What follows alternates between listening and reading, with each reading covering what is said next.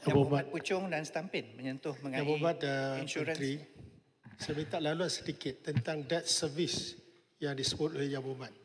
Kita ketahui bahawa setiap RM100 yang kita kutip tahun hadapan, 17 akan digunakan untuk pembayaran balik cukai.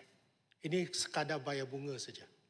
Jadi, oleh kerana sebelum tu pada Oktober 2024 dijanjikan di Dewan ni 15%. Jadi tahun depan adalah 17%. Dan yang dikhawatiri ialah satu, 6-7 tahun yang lalu apabila kita nak selesaikan masalah tabung haji. Dia ada satu suku 7 years. Dia akan sampai bila-bila masa. Jadi adakah 17% ni boleh memadai untuk menyelesaikan masalah? Kalau kita default dalam suku atau apa-apa bond, saya rasa mungkin kos untuk perolehan dana itu akan lebih tinggi kepada negara. Terima kasih. Terima kasih, Hai Hitam. Saya jawab ni untuk tutup soalan fiskal dan hutang ni semua kan. Kalau kita tengok debt service cover ratio kita, ia hampir 17%.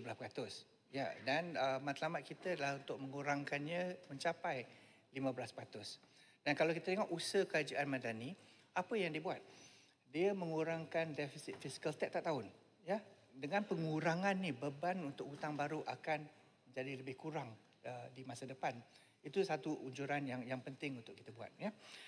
Yang kedua, kalau kita tengok dari segi masa ni pengurangan interest rate yang ada, jadi buat masa sekarang Kementerian Kewangan mengambil peluang kerana interest dah mula jatuh, jadi dia mengambil masa untuk memanjangkan hutang. Jadi average rate kita dapat lebih baik daripada apa yang kita dapat dari dulu.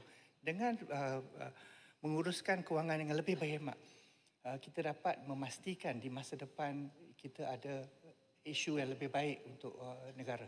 Yeah, that's the approach yang kita buat masa sekarang. Terima kasih.